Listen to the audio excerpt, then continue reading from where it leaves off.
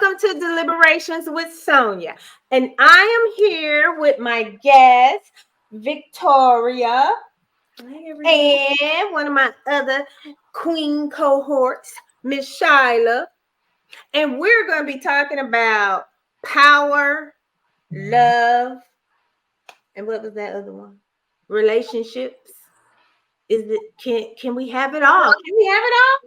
Of course. I want it all. I want it all. You want it all? Well, girl, we trying to get it all. Okay, Anyway, so yes, today we're going to be talking with my guests, and I have them here because these are beautiful African American women who are, I ain't gonna say their age, but anyway, they are very exclusively educated, degrees and grad degrees and all of that. And what we're going to be talking about today, what I want to talk to my baby girls, and you got to understand that these two ladies are like really near and dear with me, and at various different points in my life, I have worked with them. And so since I am the 54-year-old auntie, I made myself designated auntie. So when we go out, I'll be like, no, not him.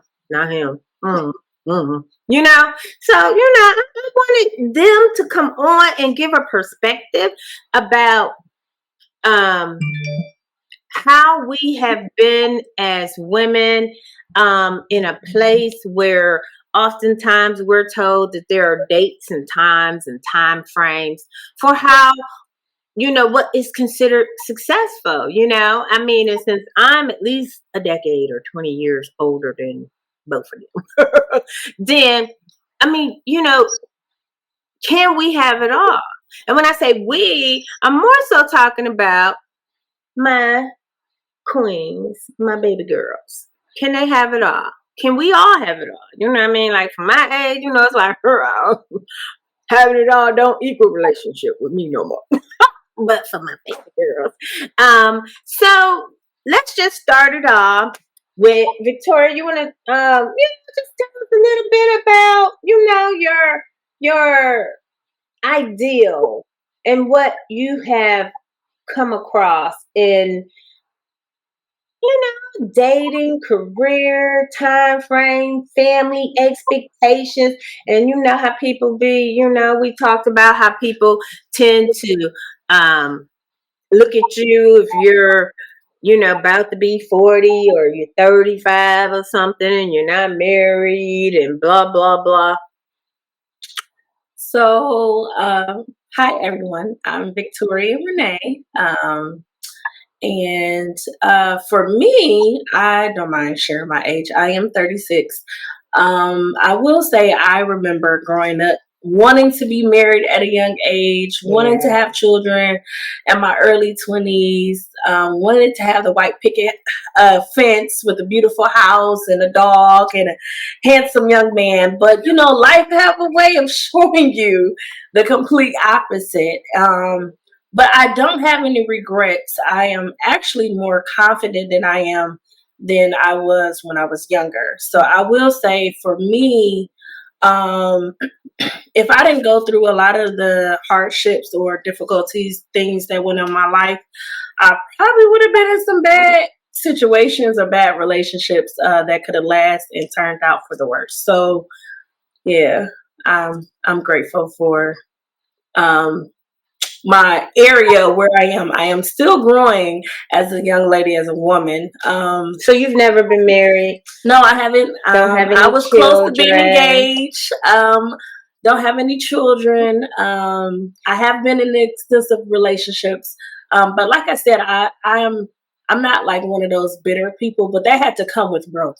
I will say that when I was younger, because the idea of what people tell you what a relationship should be, I always looked at other people, but then I had to really start looking within myself. Even with the guys that I dated, I think when I was early on in my early 20s and going to my late 20s, I always like, oh, well, this is why I'm like this and this, that, and the other.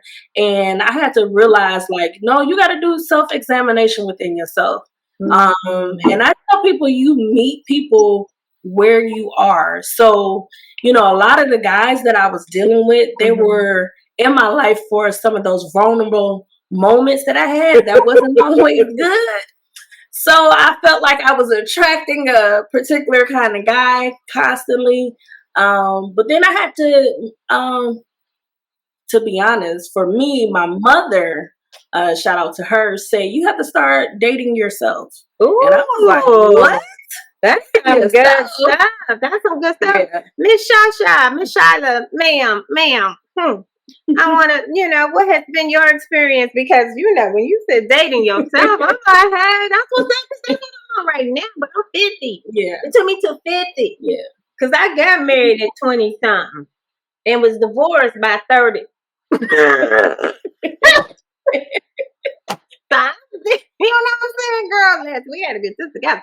So, Miss Shila, give us a little bit about, give the audience a little bit about your understanding of what the expectations have been as you've grown in your career and your education, and you're only what, 32? 32. Yeah, you still a baby. I'm like a fresh 32. I'm a true 32. So, anywho, hey everybody.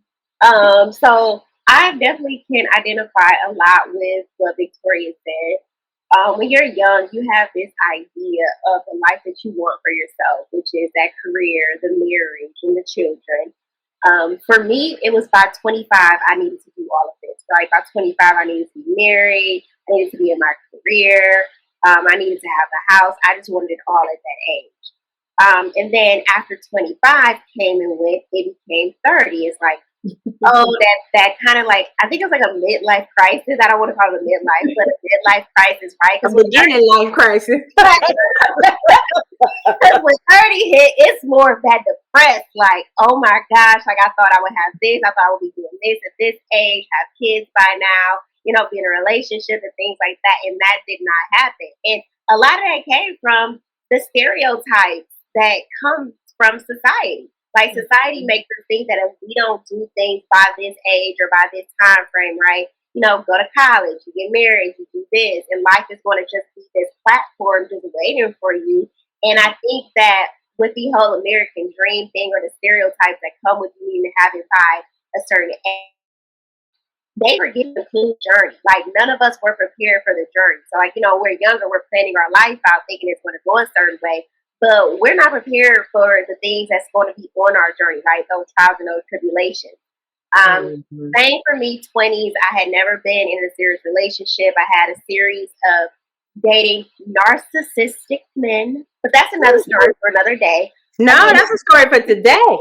Narcissistic men, honey. Yes. It's been my problem. Anyway. The same type of narcissistic men. We weren't necessarily in a relationship. It was just the whole dating. But through various failed dating experiences, once I hit 31, actually, is when I decided to do, much like Victoria said, focus a lot on my healing, right? Address those childhood traumas, and also hold myself accountable for the type of men that I had been attracting, and wondering why I was not getting those things that I wanted for myself. So I feel like within the last year or two, a lot of things have changed for me, where I've entered into a new career field. I'm also now in a new relationship. But I even feel, well, sometimes it's like you feel behind compared to your peers.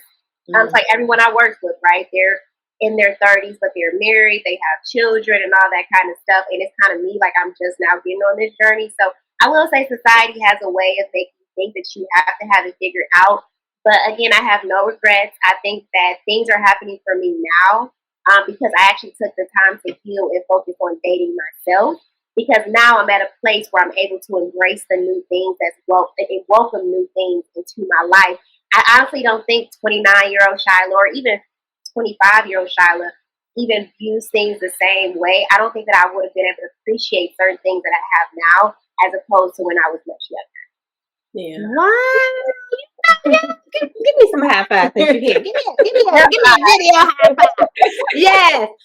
I mean, and ladies, I'm going to just confess, when I was y'all age, I was not. Y'all are eons. Okay, all this self-care, nurturing, and therapy, it wasn't around when I was 30, 20 years ago. So, I mean, I just kept falling into one narcissistic relationship after the next narcissistic relationship after the next, and then the next, the next, the next. They've all probably been quite narcissistic, huh? But it's okay because I left them all. So who gives a shit? Anyway, so let me ask this though. When you think about your peers, when you think about the people in your peer group, when you think about like you said, Shila, people at your job, they're married, they have kids, etc., etc., etc. Do you believe that, and we can all say this because, I mean, do you believe that they are probably jumped the gun some? Or do you see that they're in relationships? Because I'm going to tell you, like I said, I'm in my 50s, honey, and I know some people, a whole bunch of them, a whole massive group that are so unhappy, but they're staying in the marriage. That don't compute in my brain, but that's me, But, do you believe that? And let's just keep it real, I mean, I was a divorce attorney. Divorce rates are hitting above 50%. So, can we have it all means also, can we maintain it all? Did you meet that person? Did you pick a man for money who is sexually incompatible? Or sex is great, can't get or keep a job? You know what I mean? You know what I'm saying? These things start to matter once you hit 50 and you like, okay, he's sexy, he cute. Well, you finna retire and he don't have no money because he ain't kept no job. So now you have to come up with a bulk of money to take care of you and another whole person that's not a child of yours. You know what I'm saying? Like I said, I just leave them because I ain't taking care of them. But that's me. I'm the queen. I don't need no damn king. I got a court. Anyway, so ladies, let's talk about that. So for me, I sleep good at night, knowing I sleep good at night. Like I said, for me, a couple things factor for me personally. The way I was raised. So, like I said, it took maturity. It took me growing to understand. Don't rush, right? Because I was also raised about, when you get married, this person, you're gonna pray to God and pray that they're together, you're together, and about really not trying to divorce. So that was one of my goals. I don't want to rush into anything, and then the next thing I know, at the drop of the hat, I'm ready to divorce because they or he or me was not doing what I wanted them to do, or I wasn't living up to what they needed to be as a wife or whatever. So I think for me personally, I'm no longer intimidated by my peers who are married or in a extensive relationship, because like I do see a lot of people who's unhappy. I see a lot of people who most people I know didn't work on themselves. They were so convinced that this person was going to make them a better person before they work on them. And so one of the things is a lot of people are getting married, but they want to be independent. So they're like backwards, So you have the opportunity to be independent for many, many years, but you chose not to work on you. And then when you get married, you're like, oh, this is me and this is who I am, this and the other. It's like, well, you didn't figure that out before. And you know what I'm saying? So it's like, I don't feel ill about where I'm at right now as far as a relationship goes. Do I know what I want? Yes, I do. At this point in life, I ain't taking nothing less than my standards of what I want. I ain't rushing for nothing. I think about it all the time. Like, I'm 36. Who gonna be want to have a kid that late? But at the same time, like if it's God's will, He gonna allow it to be and give me all the energy that I need to raise these children and be the best wife I can be. But if I'm not 100% with myself or satisfied with myself, or like you said, Shila, healed from certain past issues or past relationships, I ain't gonna be no good for nobody. So I'm okay with where I'm at. And my peers, some of them just don't look happy. So it's like, all right, Miss Shila, let's chime in about that. You said the people are married or blah blah blah. So it's all about success. At the end of the day, it's all about success. And while you think about that, let me say something. And I'm gonna just tell y'all. When I was growing up,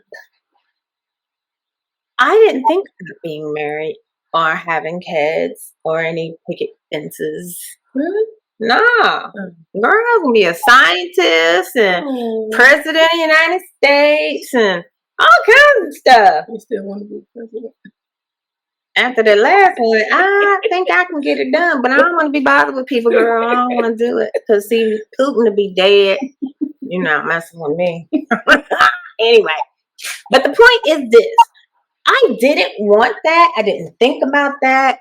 It wasn't something that was on my mind, but it was the trauma that I had been through up to that point in time. And I do believe if my dad hadn't passed away as soon as I got out the military, I wouldn't have got married because I had my dad. So the thing is, I put a lot of security because my dad loved me. My dad provided for me. I was projecting my dad onto the men that I was dealing with. And I'm going to tell you, girl, I ain't nailed one of them. Now 3-4 of them since, the 2 divorces and engaged one and the other one. None of them add up to my dad. And so it took for me to get to a place where I can just admit that, I was in and out of relationships because I felt like that's what I needed to be secure. Yeah. The kids was, I love my boys. I had them on purpose, right? Too. But that was my being in a relationship. And so you guys are right now in your 30s, and I'm just gonna tell you, I'm in my 50s and just realizing that I was not fully I wasn't fully actualized. I wasn't fully in my own self-power. Yeah. I was looking for a man to protect me. You know what I mean? Like when I was married, I felt like, hey, I'm going to go out here in this world. I'm going to conquer it. And then I'm going to get up and take out my cute suits and put them on. And that was my armor. And I was going to go out here and conquer the world. And then go home. My husband's going to be like, it's okay, baby. You're going to be all right. Well, I'm going to just crawl up on the sofa and be, whatever. And then when that man fell short of what I thought was safety and security, then I would turn back into Queen Crusader and off with their head because they did not protect me. And now I'm 50-something, and I'm gonna tell you, when I think of dating, I think about, okay, I when I got out the last relationship some years ago, I did a bunch of therapy. I said, I gotta protect me. I gotta make sure my retirement is okay. I gotta make sure I got enough money in the bank. I gotta make sure that I'm going to be safe, and then I can bring someone into that. So, Miss Shila, now that you've had time to think about it, we're waiting for your wonderful answer. So, for me, I guess there's 2 parts for me to this question. So, the first part is, when I was younger, I wanted marriage and all of that stuff. But surprisingly, marriage was not an example in my life when I was younger. And what I mean by that is my parents to this day are still together. They've been together for nearly 40 years, and they have never been married. Again, I don't have anyone in my family. So they've never been married? They have never been married. They married under God's eyes, girl. They old enough. They common law.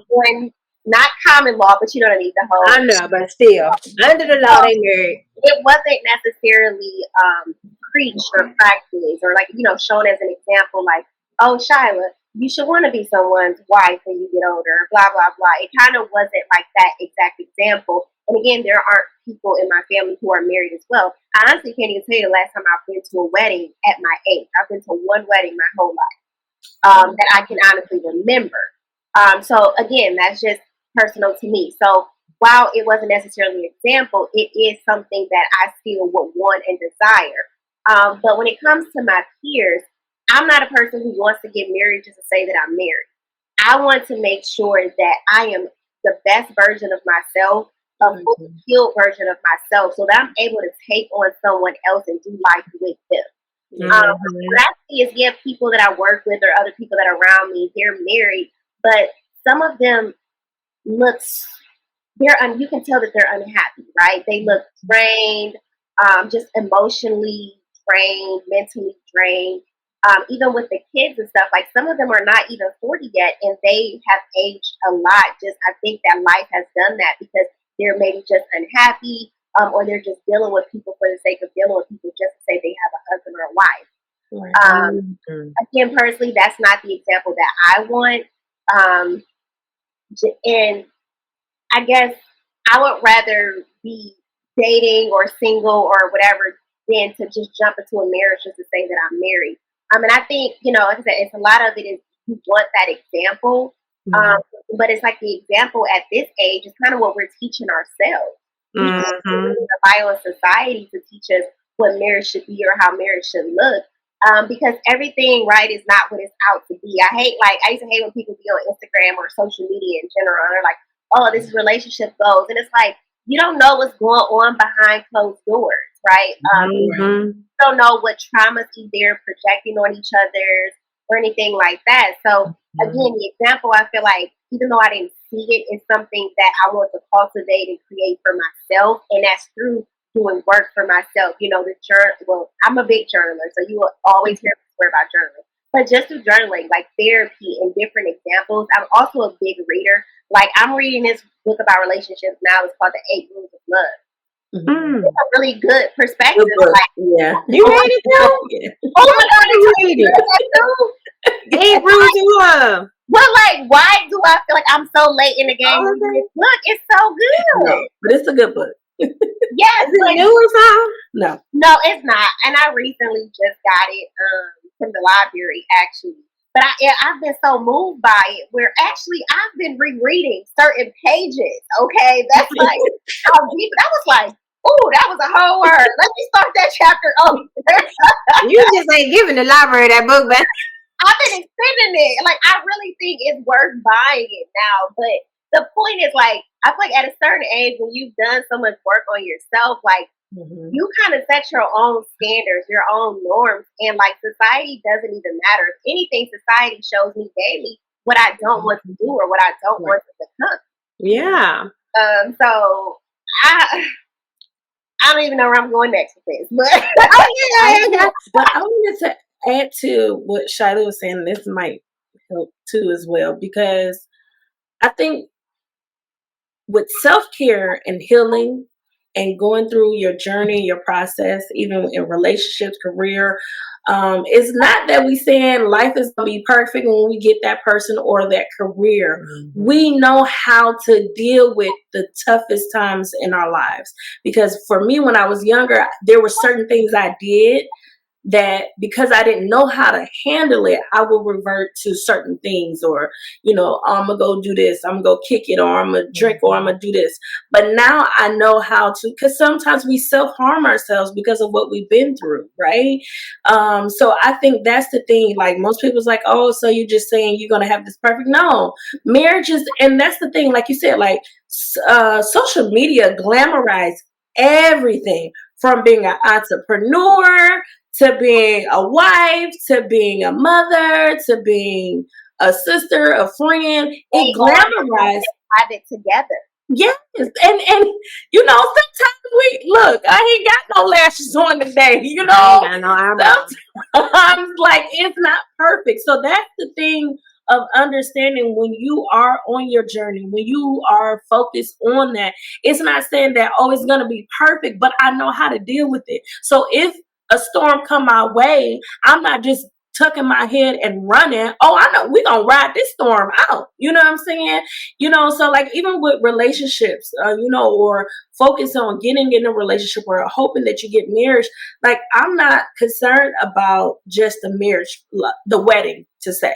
I'm concerned about my best friend, my teammate that I hope that I love for the rest of my life, for death do us part, sickness and health, keeping hope alive, keeping hope alive, because things are not perfect, and it's not. And so for me, like people may say, like, okay, you're saying that you're okay, you sleep good at night. Now I do. Before I couldn't live without being with somebody. I had to be with somebody's son. I had to be under somebody. But now for me, like when I say I sleep comfortably, I'm okay. Yes, do I desire to be in a relationship or be married? Absolutely. What girl don't, But when you get to that point where you're like, oh, I'm good and I'm okay. So when it do come around, and that's another thing, dealing with myself it's a lot. So dealing with a whole human being, another human being, it's even more. So if you're not prepared for that, like, we know how to deal with ourselves, but to deal with somebody who got a different personalities, we're not even just talking about their personality, how they grew up, their culture. You may have grew up in the hood, they grew up in the heights, or vice versa, a little bit of heights, little hood, and they grew up over in Africa somewhere. I don't know, but I'm just saying, like, it's a lot. So even, I don't want to just talk about, relationships, but even when it comes to us being boss women, as we say, like everybody, like, I'm a boss. Do you know what it means to be a boss? That means you got to be mean sometimes. That means you got to be that person that some people is not going to like, I mean, it's the truth, but Okay, well, look, I want to add to something that you said, and something that you said too, Shila, and I want y'all to expand upon it, because I do believe, like, for someone who grew up with the card catalog, and then like a pager. I had a pager, and then eventually we got a phone. I was in law school when I got a computer. And then stuff was like DOS and Go 2.4 and stuff like that. So to bring it up to where, I mean, people say, "Oh, I don't care about putting nothing online, honey," because I'm gonna tell you, there's people out here, and my sons, some of them, honey, they can click, click, click, and have your whole life.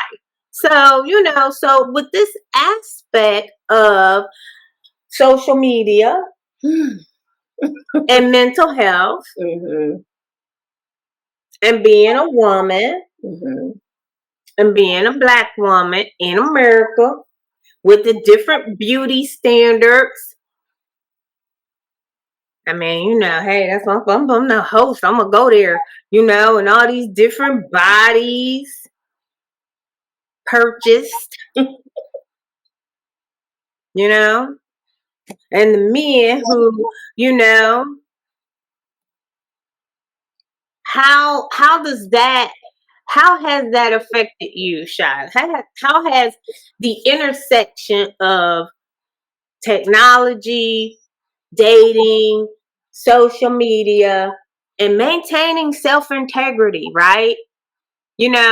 Because you two both said something that's very, very, clear, and that is, you don't care what other people are saying, other people are thinking. And I mean, I'm just like that because I've been like, I'm honorary as hell. But a lot of people care.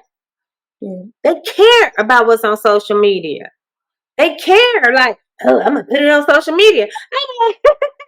Girl, I dated somebody that's your friends on social media, like, man, I don't give a damn. Go through them, you know what I'm saying? They don't know you over here broken, can't fucking pay the electric bill, Anyway, So how do you know those kind of things? Because you have to just say, you know, I'm gonna give myself a moment. You know, I've never been one who cared about what other people think. You know, because you know, this is gonna be funny.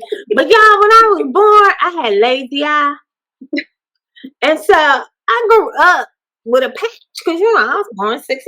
I had a patch on my eye, and so made fun of and this and that and this and that.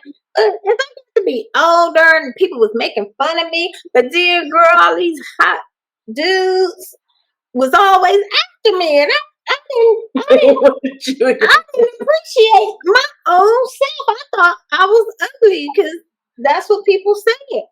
And then at some point, I was in the military. And I was at a movie. I'm gonna tell you, ooh, this is funny, y'all. Ooh, this is funny. But this is for everybody. I was literally in the military, in the Air Force, at a movie with a young man who I thought was just the sexy girl. You know, but everybody I love sexy men. Anyway, so yeah, he was sexy. We was at the movie, watching the movie. Demi Moore was in the movie. Demi Moore was the star, and he looked up there at the thing, and we was watching the movie. He said, "Look, Sonya, her eye moved just like yours."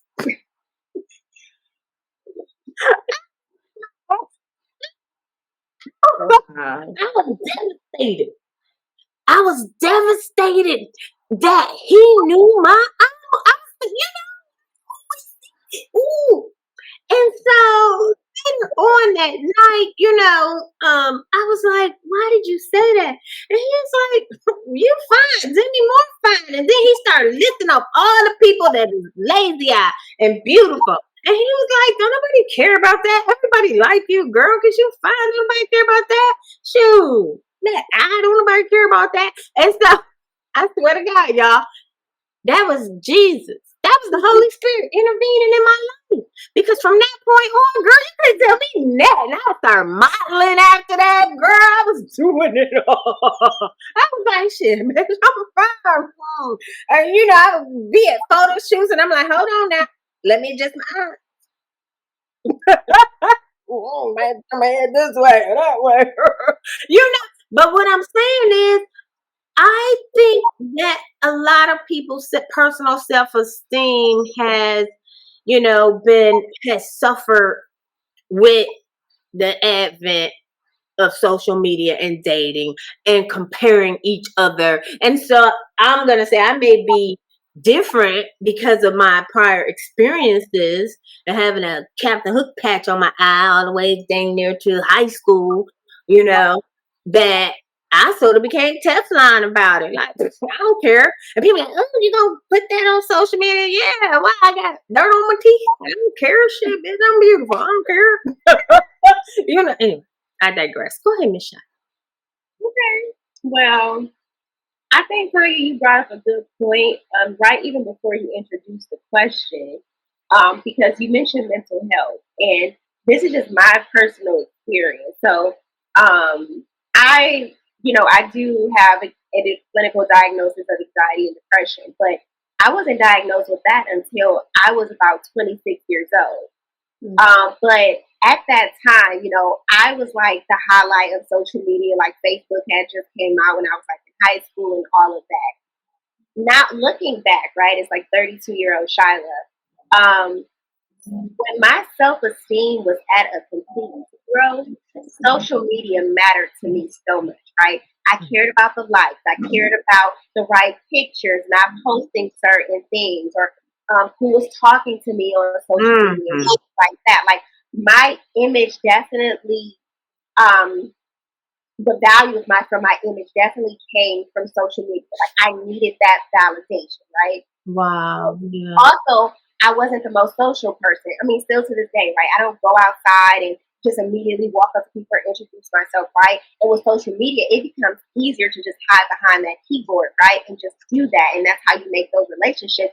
So some relationships aren't even organic because you're not even forcing yourself to be social in certain aspects because it's much easier to sit back on social media. Now, again, like I said, I would say that 20-year-old me or in my 20s, my self-esteem definitely would decrease when I would get on social media. I would notice that a lot of my depression came from what I would view on social media. For example, I have this whole failed law school story, y'all, where pretty much, I was 3 years into my law school career. I was supposed to graduate and my school closed, right? Now, what I was end up doing is the people that I went to school with that maybe went to got into other law schools and things like that, I would start comparing myself to them, feeling like they were just living this life that I was supposed to have just through their pictures, right? I'm not seeing their struggles. None of us are seeing struggles on social media. I would see their pictures and I would think like, that should be me. Why isn't I doing this? Or, oh my God, they're making this amount of money and here I am over here struggling and all of those things. So it actually would happen so much that when I would bring this up to my therapist, she would really challenge me to start blocking out that type of stuff because I would be up and fine. I would be jolly, right? Up until I would go on social media and start comparing my life to these people whose life that I was perceiving. So now, as far as my mental health is concerned, what I do is I'm so intentional about taking social media breaks. If I feel myself even comparing myself to how someone looks, right? You see all like the fit chicks or, the chicks with the BBLs and things like that. Of course, you're going to start being more focused on your flaws because that's what you think that the men are attracted to. But you got a BBL. I mean, no, you ain't got no BBL. You was born with it. You was born with the butt. Like everybody, don't get me wrong. But of course, right, you're always going to look at yourself. But again, I'm so intentional with taking those social media breaks. And I put so much work into working on my self-esteem where it is no longer at a zero. And where my self-esteem or my confidence does not come from how many likes I get on social media. And also, I've been more so into the moment where I'm trying to really live in a moment where social media is last, right? Before I would pick up my phone, try to hurry and record stuff. I want everybody to see me experiencing this and things like that. But it actually means a lot more and I appreciate it more when I don't even go to my phone to record instantly, where I'm actually fully being present. And again, a lot of this comes from therapy. A lot of this comes from really focusing on that healing and working on my self-esteem. Honestly, had I not worked on my self-esteem, I probably would still be sunken into that deep state of depression where, yeah, I still experience some episodes of depression. But Victoria, you said something earlier about knowing how to deal with you, how to handle you. I truly feel like I have those tools that help me to deal with the depression if I'm in that episode, right? So if I wake up on the wrong side of the bed one day, I'm much more intentional with how I spend my day. What I do, do I immediately go on social media? I do not, because if I'm already feeling depressed, 9 times out of 10, whatever I'm gonna see is gonna make me feel much worse. And that's probably again gonna compare myself. Oh, so and so's an attorney, or so and so is doing this, and I'm not doing that. I'm more so focused on the little things, the small wins in my life, right? And really where I am and just how far I've come, especially mental health wise, where those anxiety attacks, those panic attacks, those depressive states, they're not lasting because I have those tools now to help myself and to deal with myself. And I also know how to get the support that I need. And that support does not come from social media. Oh, yeah. Oh, yeah. I mean, no matter how many quotes you can post all day, you will not get that mental health support or that, that boost that you need when you are in whatever type of depressive state or anything like that. So I know I said a lot, Sonya, but to be honest with you, like I said, when I was in my 20s, no, I was looking actually for my book and see if I had a copy of it. Cause, honey, I was gonna just, high five what you said. Cause let me tell you, I wrote my book. Sometimes we all gotta deal with our own shit, and I put all my shit in there, honey. Yes, because I practiced law for X amount of time. I have PTSD. But it's not like, whatever. But anyway, yeah, I beat up a client. And look, if you don't hold yourself accountable to your own shit and look at even the wrong, come in my office, I'm talking that bitch, owed me some money and didn't want to pay me, and then stressing out my son was sick that day, and then she, don't be triggered now. Don't be triggered now. You're having a flash. I'm just saying, I put it in a book because let me tell you why. I love y'all. That's the reason why y'all my babies. I ain't got no girls. I got 2 boys. So I grabbed y'all off the street and get my daughter snacks. I wasn't off the street. But yeah, y'all wasn't off the street. You was in church. You was from work. But this is the deal. I put those things in a book because I felt like, don't get nosy. Don't snoop around. You want to know about me? Pay $21.99 and you will see because I put it in there. Yeah, and I got in trouble with the bar, and then I had to deal with that, and then I got it all back together, and then I moved to Cleveland. Then I said, fuck the bar anyway, and and so I'm not licensed right now, but it's okay because I'm saying, I'm a business person. I do me, I always got. And guess what? I am not an attorney, but I do compliance-based work, and I love it. Do I have any regrets? No, I don't, because obviously it was not supposed to be a part of my journey. And I'm a firm believer in it's never too late. If I want to go back and get that law degree, I can. But I have masters, and I'm proud of that. I'm proud of my resilience, how I bounced back. I share my story to encourage others. And really, had I had a little bit more guidance along that journey and I had to figure it out, I would have made some better choices when I was 21. And, would have went to a different law school, just would have completely handled the whole situation differently. So, again, I'm at a place where I'm grateful for the journey, and I think now I understand why that wasn't supposed to work out for me in the way that it did, or maybe, again, the timing just wasn't right. But your girl is where she is. I'm doing compliance stuff. I am, and a lot of that is legal, and a lot of stuff I learned in law school still comes in handy, right? I can read a statute and tell you what it means in 2.2 seconds. So yes, honey. I mean, that's the thing. When I went and had the issue with my client and went to Alabama, Roll Tide, and got my MBA, I just prefer business better because I'm not a interpersonal relationship expert kind of person. Pay me, let me go to court, do the work, solve the problem. Don't be bothering me. I don't want to talk to you. I don't want to be your friend. So I have to learn that about myself. You know what I'm saying? I'm exclusive. Okay? I don't want to talk to everyone. I'm not friends with everyone. I sort of don't care about your problems unless I love you. But anyway, I do care about social justice though. All right. We could be here all night. So you ladies have to act. I'm going to ask you, are you going to come back again?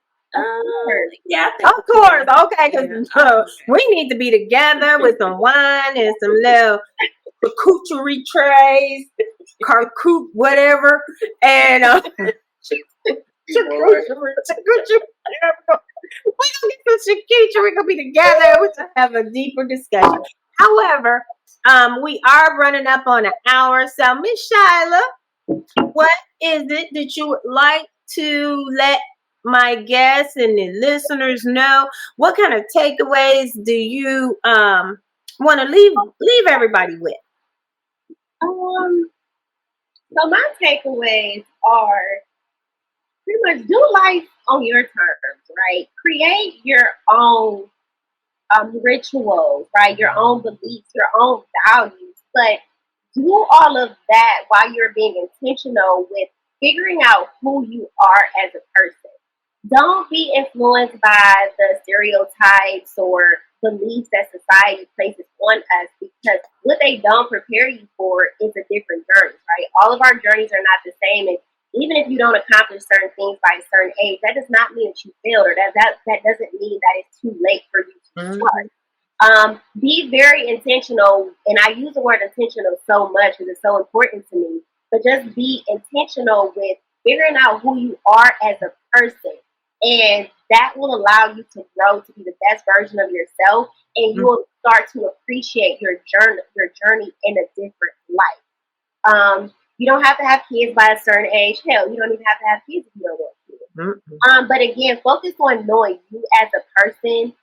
When you can identify what your wants and what your needs are, and even boundaries, that can come into place with your career, with your friendships, your family, even in intimate relationships. Once you are clear on those things and you are keep growing within, I think that your journey, you will appreciate your journey differently and you'll experience a different level of fulfillment. While, yeah, you may not have accomplished whatever you thought by a certain age, but honestly, it is never too late. I was in law school with people who was 50, right? Like, it's never too late to do anything that you want to do. The biggest thing is getting to know you, focusing on you, and growing. Because if you never grow, if you never hold yourself accountable, if you never try to heal from stuff, if you never get tired of your own shit, you will honestly always be sad. And I don't feel like you will ever live up to your full potential, or really appreciate the journey that you're on if you don't put in the work starting with you first. Because that's not taught, right? That is learned behavior that you learn, like honestly, life and your experiences are going to teach you that. And also, y'all, I want to let you know, I read, when I was on my healing journey, I read this book called How We Heal by Alex L. Shout out to Alex L, okay? Okay, say it again. For How We Heal, by Alex L. I really recommend that to anyone who just needs a starting point, who just needs a little push, just where to start with trying to figure out who you are as a person. And again, working on your healing. That book really changed my life, and it actually encouraged me to want to put more work into figuring out who Shila is or was as a person. That's all I have to say, but I gotta go, y'all. My man's outside. Oh. Have fun on your day. Yes, Auntie. Yes. I don't have to say nothing because I know she's strong enough to handle it. You know what I'm saying? She good. Enjoy. And I know if there's any red flags, you're going to be like road runner, beep, beep. Know yourself. Those flags, I'm telling you, they're non-negotiable. Yeah. Non-negotiable. Don't try. Non-negotiable. Yeah. Do not. We don't make excuses. When we was young, we make excuses for those flags. No, we don't make excuses. We don't make excuses for them. And the flags over with. We burning them. Oh, we done triggered everybody in the room with the flag.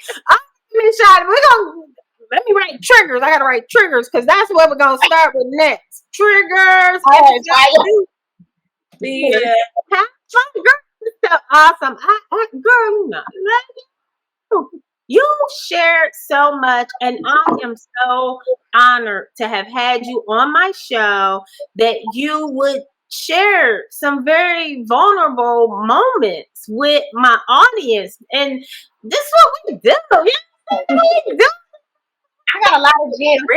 Okay, so please invite me back, Sonya. Okay? Girl, you gonna be back, because I'm gonna go on vacation and y'all gonna do the thing and I'm gonna be gone, honey. You know me, I'm gonna grow the channel, everything gonna be good, then I'm gonna step in the back, you know what I'm saying, make the money producing it.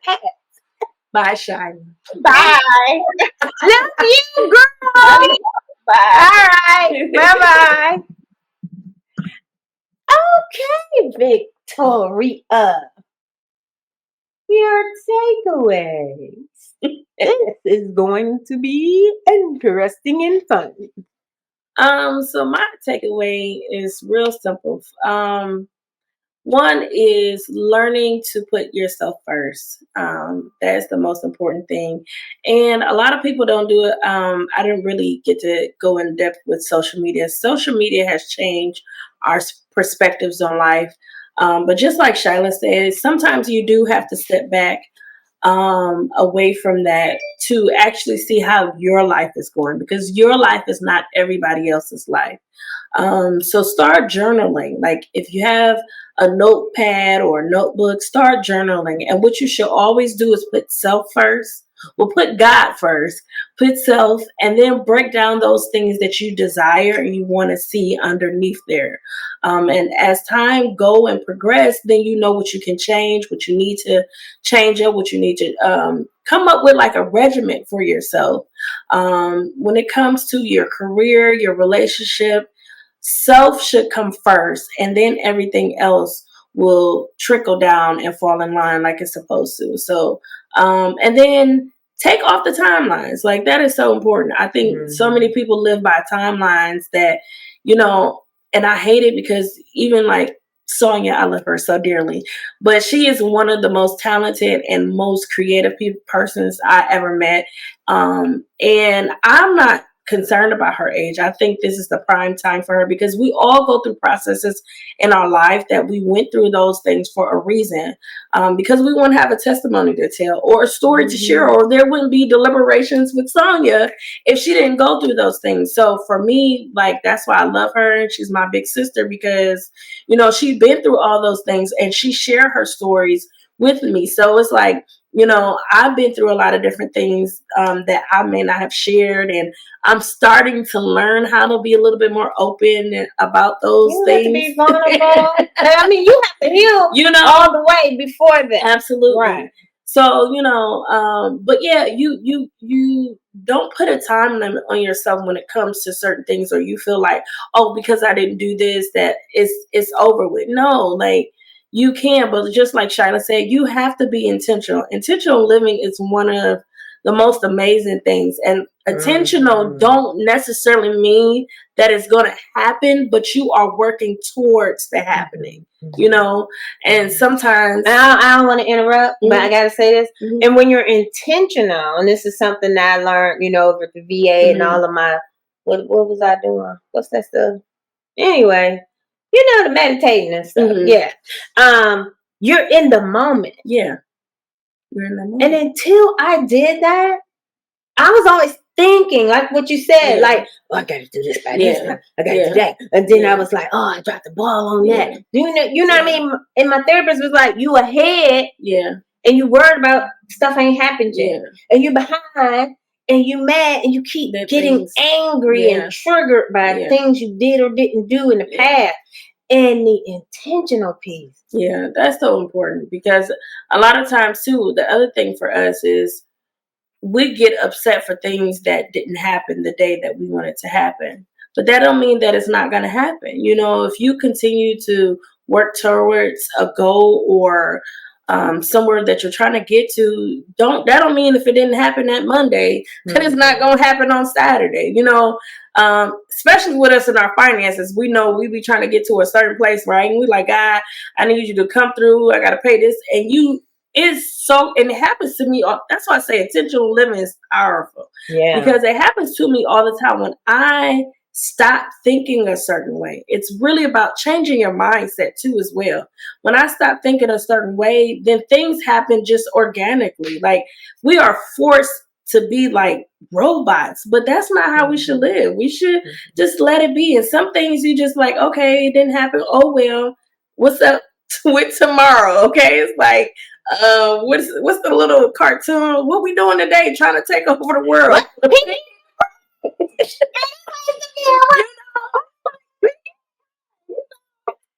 Brian always act like he was better than Pinky, but Pinky knew, like, okay, he was really running things, you know what I'm saying? And so it's like, like, you know, and then be careful who you got in your corner too, because there are certain people, and Sonya is so big about being protective over us, because there are certain people who are evil, not just evil, but they always got something negative to say about what you're doing. And sometimes they don't even take all of that. You know, I ain't gonna go into that, but we've learned and discovered that, you know, she may not do things that people are accustomed to, but it's her way. It's your way. It's your baby. And it's okay. And that don't mean that you're not going to be successful if you don't do what this coach, because now everybody want to be a social media coach. Like, live your life, write it down, make it plain, write your vision, give it to God, and let it work. And that's it. So, yeah. Well, I want to add a little bit of takeaways, because we I ain't know we were going to go this long. You know, so I would just say, this has been way better than I even thought it would be. And I do want to say, before I forget, you know, I have it on my heart, honey, it's the Holy Spirit. Okay? Because me and intentional living, people be, why are you skipping down the street singing a song? I'm like, the Holy Spirit on my shoulder. What's wrong with you? I'm good. Jesus got me. And it took for me to learn to just say, I can't be the hero of everything. No. Just like in those relationships, I held those men accountable for my safety and security emotionally and mentally and even physically, of course, you know, and financially, you know, I really put that on them. Right. And I mean, you know, I could probably apologize, but I did apologize to my first husband. I did tell him, I was like, you know, we cool because, you know, we had them kids, so we always gonna talk, although he be like, I ain't talking to you, whatever, you gonna talk to me. These kids. Anyway, the point is, let's do the takeaway. The takeaway that I have that I think is very, very important that I want to leave everybody with is this. Just like Victoria said, I am a protective person. I'm a protective person because of the things I experienced in the military. And one of the things that I love when I, you know, with my baby girls, as I say, is that I see the vulnerabilities and I see the world. And I see the world coming at them the way the world came at me. And like I said, you know, my mom and dad were together forever. My dad died 2-3 months after I got out the military. I was 21 years old. You know what I mean? 22 or something. I don't even remember. And from then on, I was looking for my daddy. You know what I mean? And at every juncture, things didn't go that way. And so in short order, just like I did in the military, I became the Queen Crusader. That's why we're here today. And with that, when I see some of my beautiful babies, and they don't have babies, they grown. I call everybody baby. You know what I'm saying? They grown, but when I think that someone's going to take advantage of them, or I think that someone is coming for them, or I think that that's another reason why I'm single, because she won't know I'm joking. Or if I think someone's coming for their self-esteem or their integrity or their, you know, anything that is going to weigh deeply on these young people today, whether it be men or women, and I'm the same way with young men as well, you know. But we have to be mindful of the pitfalls that are out here. And it's a good thing we ain't have computers and stuff, you know what I'm saying? Because it just makes, to me, that's a superpower. Because I was like, you know, I mean, because I am probably not as susceptible. But anyway, I digress. We're going to pick this back up real soon. And this has just been so wonderful. This has been so wonderful. Thank you, Victoria. Thank you. And my whole Deliberations family. And you need to like, subscribe, or if you're straight audio, share channel with somebody, a friend, a family, a business partner. Share Deliberations with Sonya. She is talking about some real live things that are going on today. And you never know, you might be a guest on the show. So definitely share, subscribe, like. Yeah, I enjoyed it. And with that in mind, you can also go to www.queencrusader.com. And if you have show ideas or you want to be a guest, drop me an email and let's get it started, honey. Thank you for being with us tonight. And we are going to get at you next week on Deliberations with Sonya. Good night. Good night.